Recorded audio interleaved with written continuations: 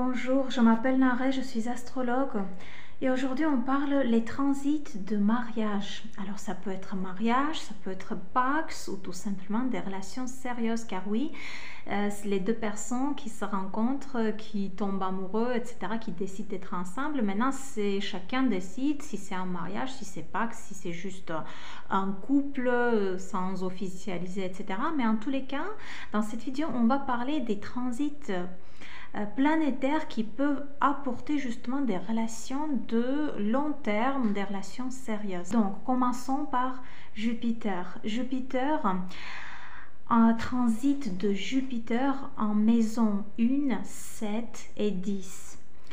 Ensuite, pendant son transit, Jupiter fait conjonction avec Neuner, cela aussi peut apporter des relations sérieuses, conjonction avec Vénus ou descendant, ou alors Jupiter en conjonction avec les maîtres de maison 1, 7 et 10. Aussi une période assez importante, mais à tout niveau, mais surtout je voudrais aussi noter ce côté relationnel, c'est le retour de Jupiter en sa position natale qui a lieu une fois par 12 ans. Et ça aussi, ça peut nous apporter, voilà, on peut rencontrer quelqu'un, on peut entrer dans des relations, on peut se marier, etc. C'est vraiment très important ce transit, ce retour de Jupiter en sa position natale. Je vais bien sûr laisser un lien, vous savez, un lien où vous pouvez calculer vos transits. C'est très important, c'est très intéressant même de voir nos transits planétaires. Et donc ensuite, on parle aussi de Neuner qui assez souvent peut apporter des relations, des mariages, etc. Donc c'est quand, par exemple, transit de Neuner en maison 1 et 7, ou alors pendant son transit, Neuner fait la conjonction avec les maîtres des maisons 1 et 7, avec Jupiter, avec Vénus. Voilà. Donc là, vous voyez, on parle des transits. Alors, des relations peuvent arriver sur d'autres transits planétaires aussi, mais là, on parle vraiment des transits planétaires qui, le plus souvent, nous apportent des relations et des mariages. Ensuite, Pluton, bien sûr, Pluton aussi peut nous apporter des relations sérieuses, mais ce qu'il y a avec les transits de Pluton, c'est que les relations, au début, il y a un challenge, il y a des difficultés, il y a des choses à surmonter, toujours avec Pluton, ou alors ça peut être une personne qui arrive dans notre vie, qui transforme notre vie, certains domaines de notre vie, qui transforment notre personnalité, etc. Il y a ce côté un peu scorpion, transformation, un peu pas très facile à gérer au début des relations, surtout à se rencontre qui apporte cette énergie plutonienne dans notre vie. Donc avec Pluton, si on entre au mariage ou des relations sérieuses, etc., c'est un peu différent que pendant d'autres types de transits.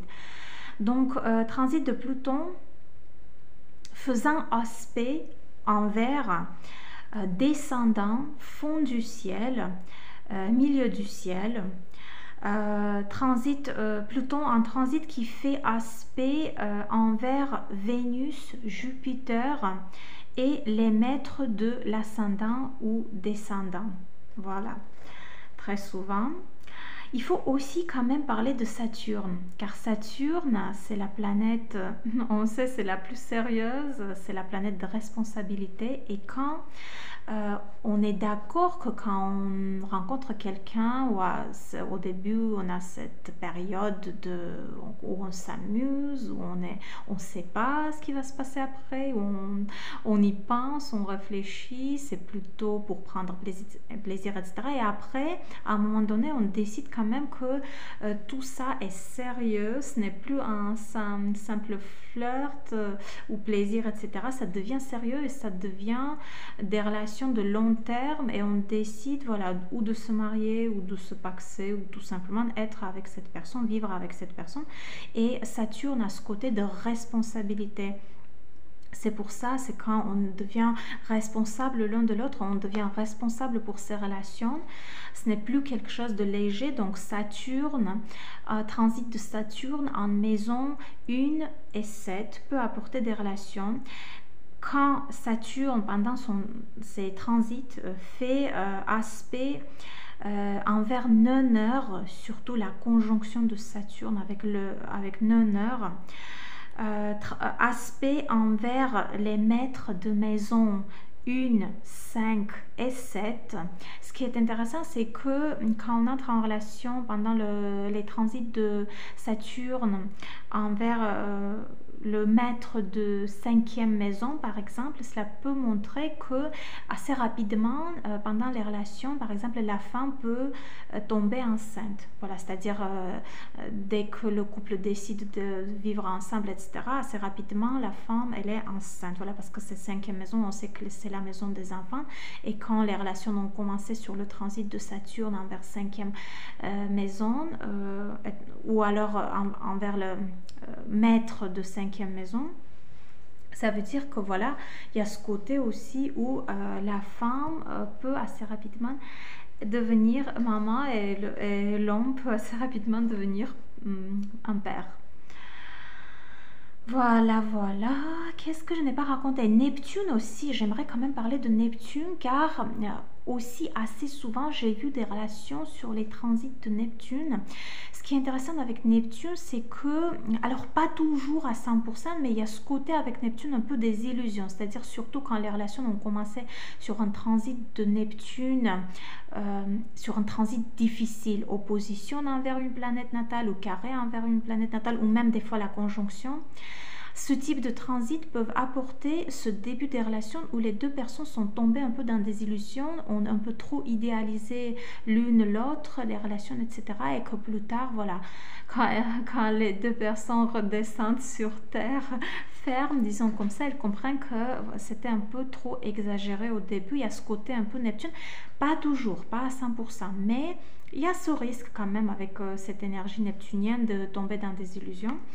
Aussi, j'ai remarqué avec les transits de Neptune, quand on commence des relations sur un transit de Neptune, c'est quand on doit quitter quelque chose pour être avec cette personne, quitter notre lieu d'habitation actuel, quitter notre travail, quitter quelqu'un qui n'est pas d'accord. Voilà, ce moment de dire au revoir à quelqu'un avec cette énergie de Neptune qui nous a apporté ces relations aussi est présent. Il y a aussi ce côté qui peut être présent avec les transits de Neptune.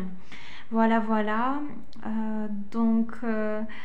J'espère que ça vous a plu. Alors, il y a d'autres transits, bien sûr, où on peut aussi rencontrer quelqu'un, etc. C'est juste, j'ai noté les transits que j'ai observés les plus souvent quand les deux personnes ont décidé d'entrer dans des relations sérieuses et d'être ensemble, de vivre ensemble ou de se marier, etc.